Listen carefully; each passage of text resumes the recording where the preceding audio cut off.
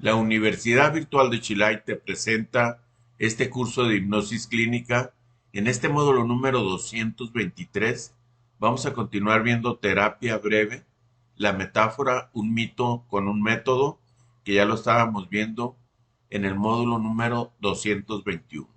Así es de que esta es su continuación. Probablemente contempla su situación actual como un problema único y mal comprendido que requiere ser definido y resuelto, en tanto el que el clínico ve en ella un problema que ya ha encontrado en muchas otras formas. Por lo tanto, el cliente tiene una mayor motivación personal y una necesidad más intensa de comprender su situación como algo único, más que como una circunstancia común. ¿Qué deberá percibir el terapeuta? Al contrario, el terapeuta debe reconocer los elementos comunes de una situación con claridad suficiente para elegir la técnica apropiada y al mismo tiempo posibilitarle al cliente la percepción de los aspectos individuales del problema, evitando en todo momento la tendencia a encajar dicha situación dentro de un molde preconcebido. Debe aprender a enseñar a los clientes a percibir los cambios de creencia y conductas que mejorarán su funcionamiento, para lo cual no es preciso que subraye la estructura común del problema. Tal vez sea una ayuda para él verse a sí mismo como un mecánico de automóviles y ver a sus clientes como los vehículos que le traen para su reparación. El terapeuta se ve obligado a tomar solo lo presente. El mecánico escucha al auto y luego lo afina sin quitarle nada, sino tratando y modificando lo existente. Utiliza lubricantes diferentes, se fija en la P, que es parking, en la R, la reversa, las distintas velocidades, reduce las discordancias, elimina los roces entre componentes metálicos, etcétera. Al aceptar esta analogía, el terapeuta se ve obligado a tomar solo lo presente y llevarlo a un mayor potencial, o sea, hacer que funcione mejor y prolongue su expectativa de vida en vez de intentar crear un modelo mejor. Ajustamos el modelo existente, ayudándolo a funcionar a pleno. También podemos enseñar al propietario, también podemos enseñar al propietario a desoxidarlo y retapizarlo con materiales más suaves. A veces hasta tenemos que enseñarles a conducir. Sin embargo, pese a todo nuestro trabajo de mantenimiento, el cliente sigue siendo el que manejará finalmente el auto y decidirá hacia dónde quiere ir con él. El mecánico puede posibilitarle la opción entre varias rutas y estar presente para proponerle mapas y direcciones, sugerirle un cambio sugerirle un cambio de ruta en caso necesario, así como mantener y reparar el auto y sus accesorios. Lo que no puede hacer es elegir el destino o conducción del coche, aunque puede acompañar a su dueño en el viaje. En el viaje, ¿qué hay que tener presente? En todo viaje siempre hay que tener presente su destino. Algunos son cortos y otros bastante largos. Algunos automovilistas recorren un territorio o un tratamiento muy extenso en un lapso breve pero concentrado. Aquí empleo el término breve en sus dos acepciones, aludiendo a un periodo de tiempo acortado o restringido y en el sentido de ser conciso, de tratar tan solo los hechos más pertinentes y la línea de razonamiento como cuando se presenta un alegato ante un tribunal. La brevedad es una cuestión de perspectiva y depende de las personas, del problema, de las circunstancias, del grado de preparación y de las necesidades. También depende del terapeuta, que debe estar dispuesto a ser conciso e incisivo, pero también compasivo y respetuoso. Además, podemos facilitar la brevedad valiéndonos de las metáforas, porque ellas aumentan la rapidez de respuesta del paciente. Terapia breve. Entiendo por terapia breve la que comprende de 3 a 6 sesiones, si bien estas suelen durar más de una hora y por lo tanto algunos podrían contarlas como más de una sesión. Aunque el periodo de tratamiento sea breve, espero obtener resultados duraderos. La mayoría de mis pacientes típicos son casos derivados principalmente para que les enseñe a controlar el sufrimiento físico. Yo, por ejemplo, hay veces que lo hago en una sola terapia y hago cambios futuros en mi paciente. Los pacientes quedan muy gustosos. Por ejemplo, un muchacho que acaba de ir conmigo hace como 2 meses, porque decía que estaba tomando ya demasiado, le expliqué bien cómo le debería de hacer. Pero hay una cosa, nunca en la vida prohíban un vicio, porque si lo hacen, más adrede lo hará el paciente. Mejor díganle que conocieron a una persona que quedó muy dañada por el vicio, que su mente ya no estaba clara, que su cuerpo estaba debilitado, que se le empezó a abultar el abdomen porque el hígado se empezó a inflamar, se puso amarillo y era demasiado tarde para sacarlo del vicio.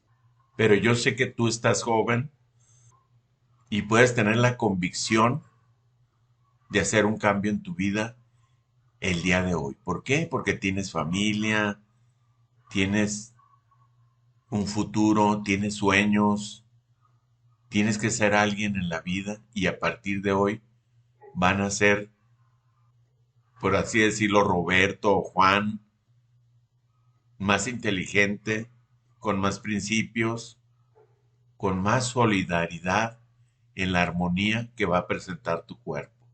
Y lo saqué adelante rapidísimo. La hipnosis y el dolor. Mientras les enseño hipnosis y el consiguiente control del dolor, van surgiendo muchos factores coadyuvantes no físicos y la enseñanza varía notablemente en cuanto al aparente factor común de dolor.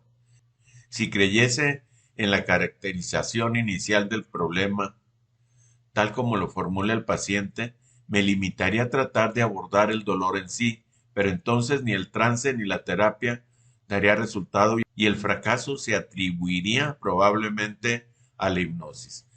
Yo les aconsejo, queridos alumnos, que nunca mencionen la palabra dolor porque la pueden traer con el paciente, pero sí pueden decir, esas sensaciones de dolor que tienes van a desaparecer en cuanto tú te despiertes del sueño hipnótico profundo. Eso sí lo pueden decir. En realidad, se debería a no haber tratado la totalidad de un problema, de que el dolor era un síntoma más que una causa. Para establecer una relación terapéutica con los tipos de intervenciones innovadoras que me propongo aplicar, debo lograr ante todo una confianza mutua entre el paciente y yo. La relación entre la atención y el dolor. Luego de la entrevista inicial, ambos investigamos hasta qué punto interviene la atención en el dolor y el paciente si impone algún tipo de autocontrol que la reduzca. En este punto del tratamiento tiene que empezar a percibir la relación entre la atención y el dolor. Además, y esto es quizás lo más importante, la de aceptar mi convicción de que él puede cambiar y controlar ambas cosas. Esta visión positiva de su potencia debe impregnar las posiciones que yo proponga.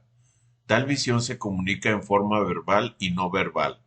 El lenguaje entraña algo más que nuestro modo de comunicarnos con palabras. Poseemos otras formas de lenguaje corporal, de signos, por el tono de voz, táctil, de comunicación no verbal. Vamos a abordar la palabra táctil. Si ustedes en su problema del paciente lo están tocando, es preferible que lo toquen del brazo, como diciendo, yo estoy contigo, no te preocupes, te seguiré guiando para que tú te repongas de esa emoción que tienes, que es nociva para tu salud. Entonces, el apapacho significa que estás cerca de él. Si no lo apapachas, el paciente va a decir, no le intereso, tú con lo tuyo y yo con lo mío. Entonces debemos de tener ese lenguaje corporal para que el paciente sea nuestro amigo y profundice más en su armonía. Los ingredientes básicos del aprendizaje, del trance, la confianza, el rapport y la expectativa resultan mucho más fáciles de comunicar si recurrimos a algo más que la mera palabra hablada.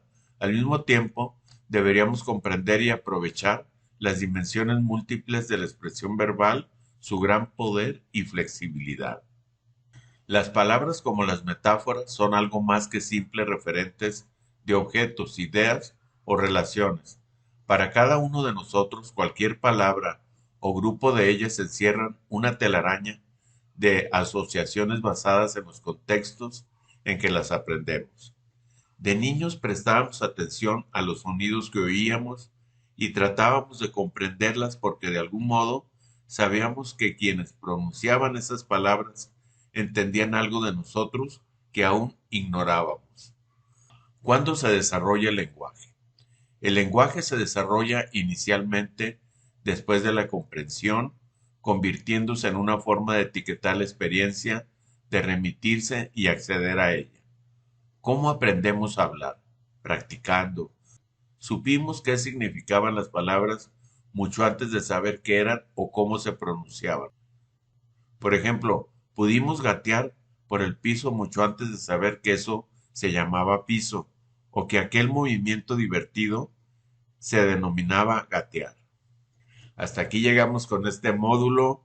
Pónganle mucha atención porque de aquí depende su aprendizaje como excelentes hipnólogos, como excelentes terapeutas. Si te gustó ese video, regálame un like para motivarme en todo lo que hago día a día en este curso de hipnosis clínica. Además, te invito a que lo desarrolles. Consta de 301 módulos, muy divertidos todos, te va a encantar y yo voy a ser tu maestro y vas a contar conmigo siempre. Hasta luego, nos vemos. Un fuerte abrazo a todos ustedes. Bye.